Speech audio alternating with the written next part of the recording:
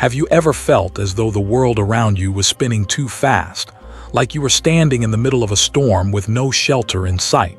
The noise, the expectations, the endless demands. Somewhere between the relentless chase for success and the quiet ache of loneliness, we've all sensed it, that invisible weight pressing on our hearts.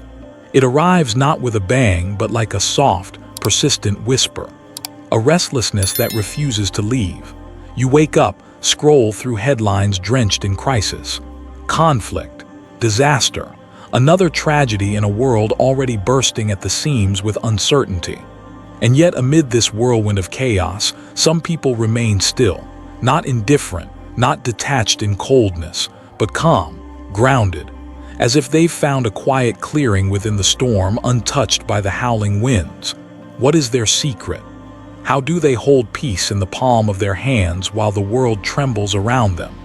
This isn't just a philosophical musing for monks in distant monasteries. It's a wisdom as ancient as the mountains and as intimate as your next breath. A teaching passed down through centuries in the whispers of forests, the hum of temples, and the simple lives of those who sought freedom not from the world, but from attachment to it. The Buddha taught that suffering is inevitable, not because life is cruel, but because we grasp too tightly at what was never ours to hold. Fame, possessions, certainty, even the people we love, we cling and so we suffer. But what if you could loosen your grip? What if, instead of fighting the storm, you could learn to dance within it? To move through chaos without losing yourself, to witness sorrow without drowning in it, to cherish beauty without fearing its eventual departure.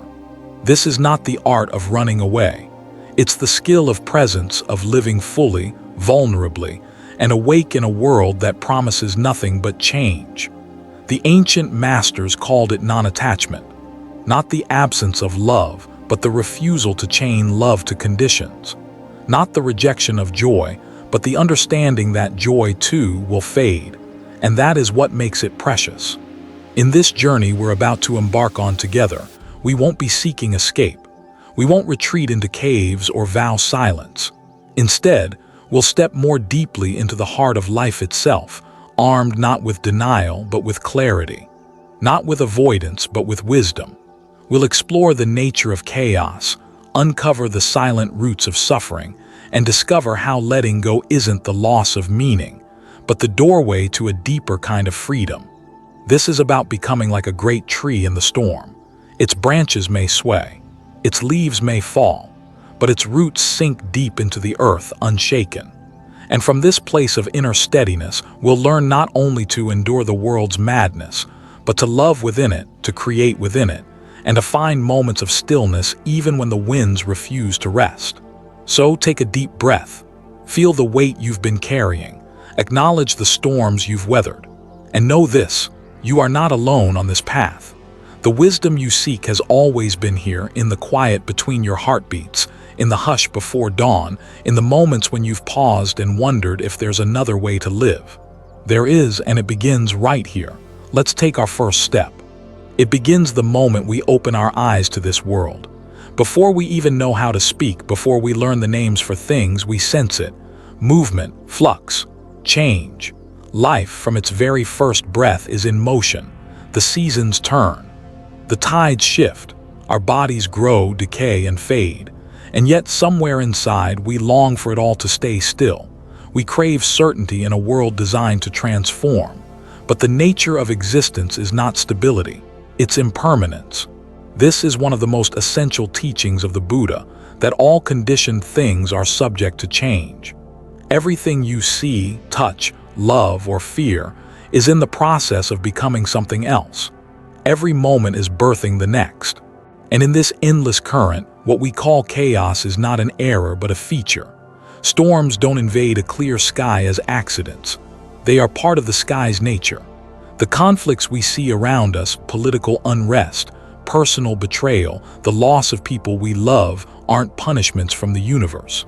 They're the inevitable ripples of a world in constant motion. And if we refuse to understand this truth, we suffer, because we resist what is. We wish for permanence where there is none, and so we call it chaos. But what if it isn't chaos? What if it's simply life exactly as it has always been? The rivers flood, the sun rises, empires fall, a child is born, an old friend leaves without explanation. The person you thought you'd be forever changes in a single afternoon. The sages knew this. They understood that to name these events good or bad was a trick of the mind, a story we tell ourselves to feel in control. But control is an illusion, and the storm doesn't care for our preferences. In ancient temples, monks would meditate not in silence, but beside rivers, under thunderstorms, surrounded by the unpredictable sounds of the world. Because wisdom isn't found in escaping life's noise, but in sitting quietly within it. To understand the nature of life's storms is to realize this: chaos is not your enemy, it's your greatest teacher. It strips away your illusions of control. It exposes the places where you cling. It forces you to confront what you fear losing. And in doing so, it offers you a chance to discover what in you remains unshaken. Because beyond the whirlwind of external events lies something far more dangerous and far more important: the storms inside your own mind. Fear, jealousy, grief, desperation. These are the internal tempests that mirror the world's unrest, and most of us spend our lives trying to outrun them. We numb ourselves with distractions. We fill our calendars. We chase after temporary pleasures. But wherever you go, there you are, and the storm follows. The Buddha taught that no matter how vast the world's turmoil, the true battlefield is always within. And the way you meet your own mind in moments of uncertainty determines the peace you will find or lose. So perhaps the question is not how to avoid life's storms, but how to stand in their midst, eyes open, heart steady. To look directly at what frightens you, what threatens you, what challenges your plans, and instead of shrinking, to soften, to stop clenching, to breathe. Chaos has always been here. It will always be here. But peace is not the absence of storms. It's the presence of a calm heart amidst them. And it starts by naming the truth. Life moves. Things fall apart.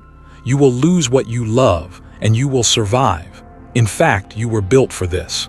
The storms come to break what is false and reveal what endures.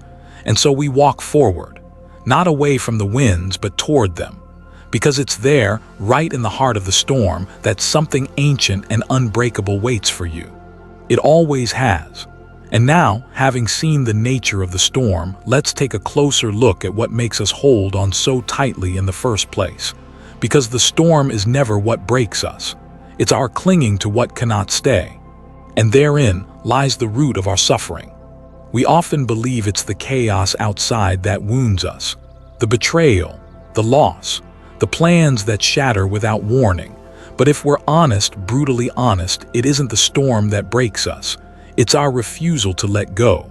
Suffering isn't born from the impermanence of things. It's born from our desperate need for them to remain. The Buddha named this craving tanha, a thirst, an insatiable longing for things to be a certain way, for people to stay, for moments to last. And when life, as it inevitably does, fails to obey our demands, we suffer. We cling to what was. We fear what might be. And in doing so, we miss the only thing we ever truly have, this fleeting, precious moment. Attachment is not love. It disguises itself as love, as loyalty, as ambition. But attachment says, stay exactly as you are so I can feel safe. Love says, be free, change if you must, and I'll remain open. We confuse them constantly. We cling to people hoping they'll never leave. We grasp at identities: I'm successful, I'm important, I'm needed. We hold tight to beliefs, terrified of being wrong. And each time the world defies our grip, it feels like a kind of death. But here's the deeper truth: it's supposed to. Everything you lose, everything that falls away, is a kind of liberation. Not because the loss is painless. It never is. But because each ending strips away the lie that you were ever in control. And what remains is what was real all along. Clinging is the root of suffering, not the events themselves. A storm cannot wound you if you don't resist the wind. The wave cannot drown you if you don't fight its pull. It's the struggle, not the circumstance, that tears us apart. The ancient sages understood this well.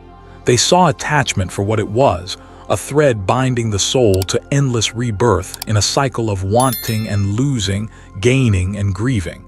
In their wisdom, they learned to loosen their grip, to love without possession, to hope without expectation, to engage without needing to control. And it wasn't indifference, it was freedom. Imagine the relief of no longer needing the world to be a certain way for you to feel peace. Imagine moving through life's changes, not untouched but unbroken, not numb but present. This is the possibility that lives at the heart of the Buddha's teaching. It isn't about renouncing the world, abandoning people, or denying emotion. It's about seeing clearly, understanding that everything you touch will one day slip through your fingers, and instead of fighting it, you let it. Not out of defeat, but out of wisdom, because you realize your peace has never been tied to what comes or goes. It was there long before the storm began. It will remain after it passes. This is why the monks in their simple robes, with no possessions and no claim to the future, often radiate a kind of joy the wealthy and powerful can't fathom. They aren't empty, they're free. And so the question quietly rises, what are you clinging to? Whose love are you trying to guarantee? What future outcome are you trying to control? What belief about yourself can't you let go of, even though it's suffocating you? If you trace the threads of your suffering far enough, you'll find these attachments at the center.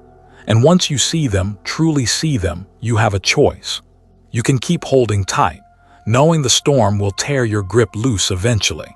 Or you can begin gently to loosen your own fingers, not to reject life's joys, but to meet them with open palms, to allow what comes to come, to bless what leaves, and to find in the stillness of your own awareness a peace that no storm can touch. And so, as we begin to see the ways our attachments weave the net of our suffering, another question emerges. If letting go is the key, how do we learn to release what we cling to? Not in theory, but in the raw, aching moments when life demands it. That's where we go next. There's a quiet kind of power in letting go. Not the desperate, angry kind that flings things away out of frustration, but the still, steady kind that opens its palms and says, "You're free to stay and free to leave." In a world built on possession and control, this is an act of rebellion, and it is the gateway to real freedom. You see, non-attachment is often misunderstood. It's not cold. It's not apathy. It's not walking through life numb, refusing to care. It's the opposite. It's about loving fully while knowing nothing lasts, about experiencing joy without chaining yourself to it, about holding people close without trying to trap them in your expectations. Non-attachment isn't about having nothing. It's about nothing having you. The ancients spoke of it not as a detachment from life, but as a deeper, wiser intimacy with it. Because when you release the need to control outcomes, you begin to experience reality as it is, not as you wish it to be. And in that space, you discover a peace that doesn't depend on circumstances. The power of non-attachment lies in this truth. Everything you cling to will either change, leave you, or die. It sounds harsh, but it's the most liberating thing you'll ever realize. Because once you stop fighting the impermanence of life, you stop suffering unnecessarily. You can savor a moment without fearing its end. You can love someone without needing them to fulfill your story. You can walk through storms without demanding the sky be clear, and what's left is presence. A fierce, beautiful kind of presence. The monks of old spoke often of holding the world lightly. Imagine cupping water in your hands. If you squeeze too tightly, it slips through your fingers. But if you hold it gently, you can carry it for a while, fully aware it was never yours to keep. That's how wise people move through life. They know nothing belongs to them, not truly. Not their success, not their relationships, not even their own bodies. And rather than despair at this, they find joy in it, because it means nothing can truly imprison them. You see, attachment isn't just about things or people, it's about identity, about the roles we cling to, the achiever, the victim, the lover, the fighter. We build these masks, wear them for years, and forget there's a self beneath them that's far more vast and undefinable. Non-attachment invites you to step outside those stories, to stop measuring your worth by what you own, what others think of you, or the achievements you stack up. It asks you to trust that you are enough, not because of what you hold, but because of what you are. A living, breathing fragment of this wild, impermanent, sacred thing called life. And from that space, real compassion is born. When you let go of your grip on life, you start seeing others more clearly too. You realize their actions aren't about you, that their anger, their love, their approval or rejection is a reflection of their own inner storm. You stop needing them to be a certain way for you to be okay. And suddenly, you're free. Freedom isn't found in having it all together. It's found in surrender. Not a passive giving up, but an active embracing of what is. The messy, the temporary, the beautiful, and the unbearable. Non-attachment isn't a philosophy you visit in quiet moments. It's a practice you carry into every interaction, every heartbreak, every unexpected twist. And yes, it takes courage. Because to live this way means you will feel it all. The highs, the lows, the grief, the joy. But you'll no longer be ruled by any of it. You'll move through the storm, soaked by the rain, lit by flashes of lightning, and still utterly whole. And in that, there is a quiet kind of power no storm can touch. As we begin to sense the quiet freedom that rises when we loosen our grip, another truth becomes clear. The world outside will not change for us. Chaos will always return, loss will come, seasons will shift, but if the storm is not the problem, and if attachment is the root of suffering, then the path ahead must lead inward, to the mind, to the seat of every craving, every fear, every restless demand. And so next, we turn to the art of stillness within the storm, not by silencing the world, but by mastering the one thing we can, ourselves. There's a moment so brief, so ordinary, where your mind notices the warmth of sunlight on your skin, the soft hum of distant traffic, the gentle rise and fall of your breath. It comes and goes in an instant. Most of the time we miss it, but in that fleeting second you are awake, not to your thoughts, not to your worries, but to life itself. This is mindfulness, and it is the anchor we desperately need when the storms of life rage around us.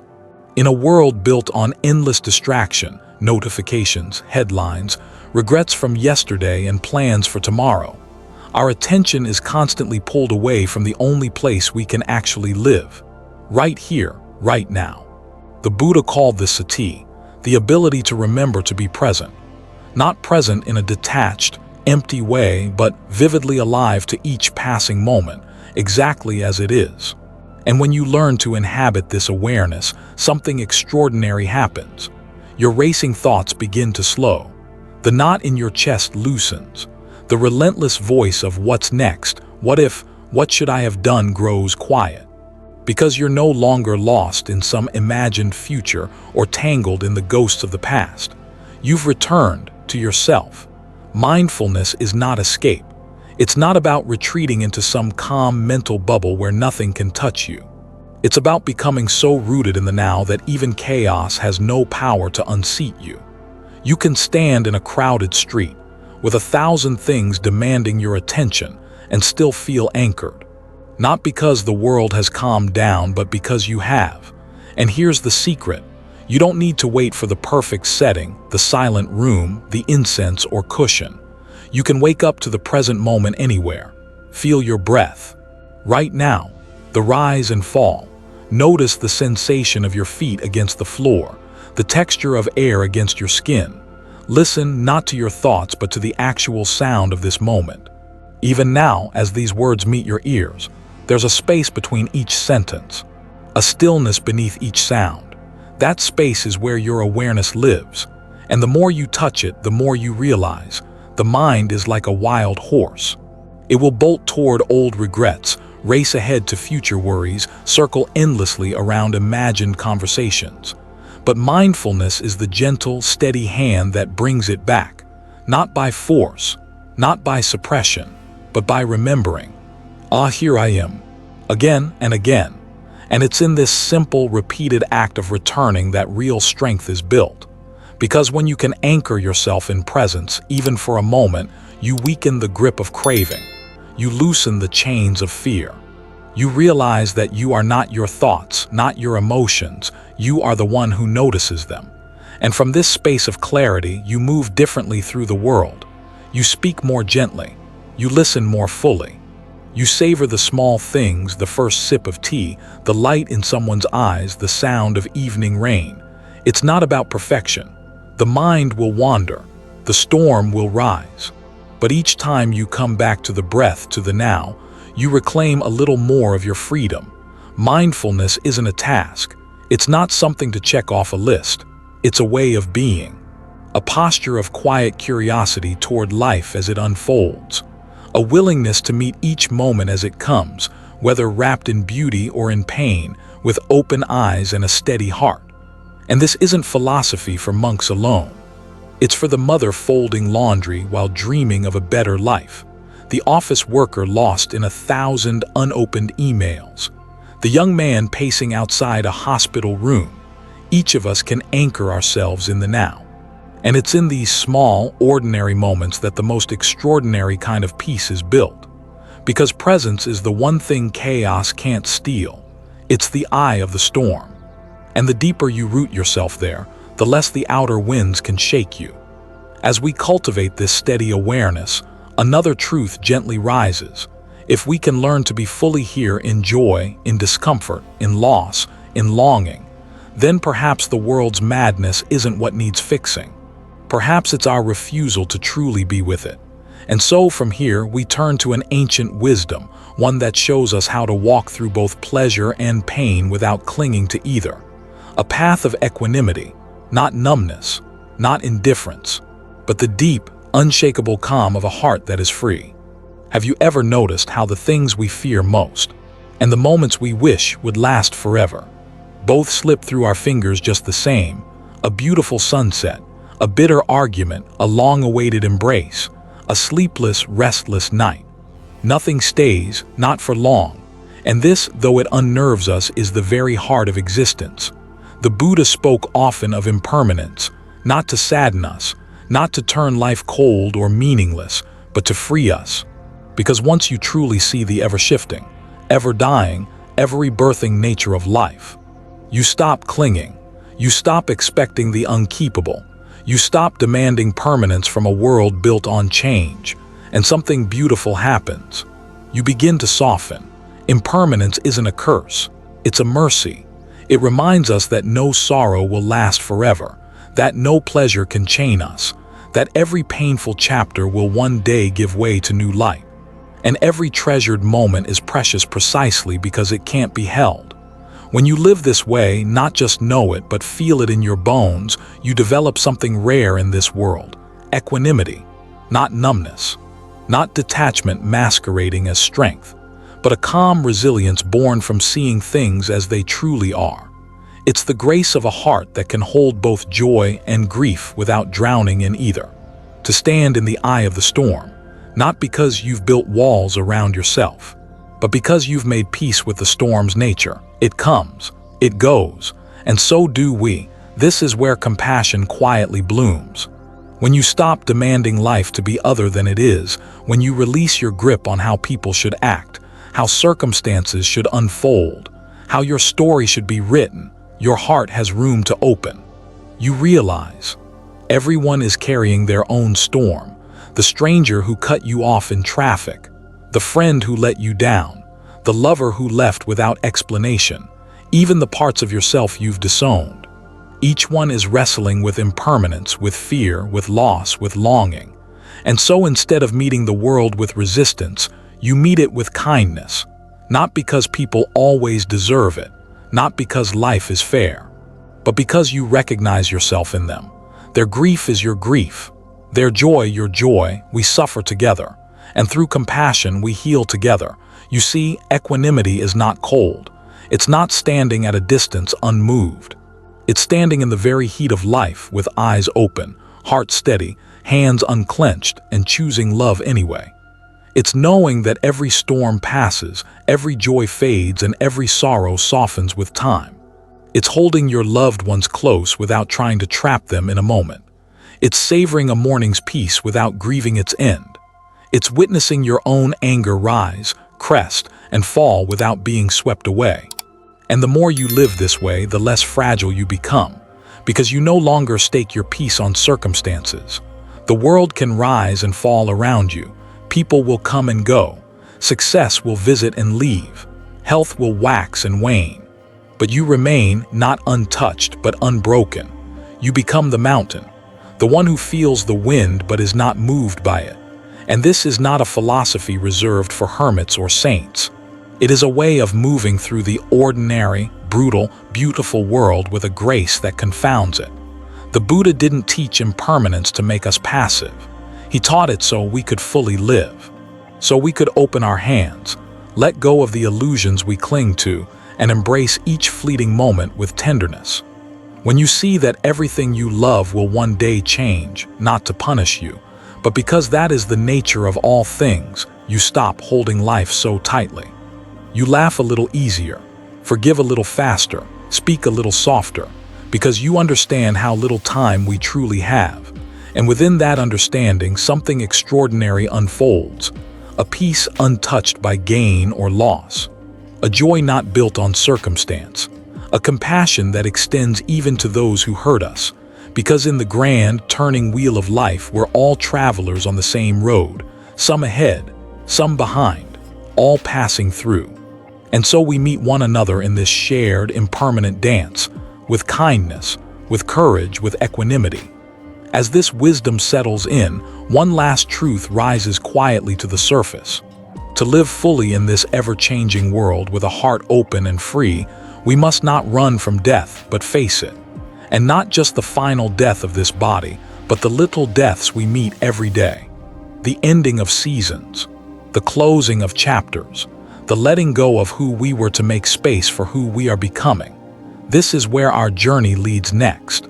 And so here we are, after tracing the shape of life's chaos, after peering into the heart of suffering, after walking alongside the wisdom of non-attachment, mindfulness, compassion, and equanimity, we find ourselves right where we began. In the storm, the winds haven't stopped, the waves haven't calmed. The world, with all its beauty and brutality, continues to spin, but something is different now. You no longer stand as a prisoner of the storm. You are no longer a leaf tossed helplessly in the wind. You are the witness, the stillness in the center of it all. Because you've remembered a truth older than mountains, older than the sea, nothing lasts. And that is the gift. The grief you carry will one day soften. The joys you chase will one day fade. The attachments that once wrapped around your heart like chains will fall away, one by one. And what will remain is you. Not the version of you crafted by titles or possessions or stories others told about you, but the deeper self, the unshaken core, the part of you that watches clouds pass, lovers leave, friends grow distant, seasons turn, and simply breathes. That quiet, steady awareness is your home. It's been with you all along. And as you walk back into the noise of your days, into obligations, heartbreaks, laughter, traffic, bills, sunrises, and goodbyes, you'll carry this knowing with you. You'll catch yourself clinging and gently loosen your grip. You'll notice anger rising and meet it with breath. You'll see others lost in their storms and offer them kindness instead of judgment. You won't be perfect. None of us are. But you'll remember, and in remembering, you'll find peace. A peace not built on escape or denial, but on the quiet courage to live fully in a world that never stops changing. This is your path through the storm. Walk it lightly, love fiercely, and let go often. And if this journey spoke to you, if it stirred something ancient and restless in your heart, I invite you to stay with us. There are countless stories still to tell, countless truths yet to uncover, and storms we can weather together. So take a moment, like, subscribe, and share this with someone whose heart might need it today. Not for numbers, but because wisdom shared is wisdom multiplied. And somewhere, someone is searching for this very message. Thank you for walking this path with me. Until we meet again, stay soft, stay steady, and remember the storm was never the enemy, it was the teacher.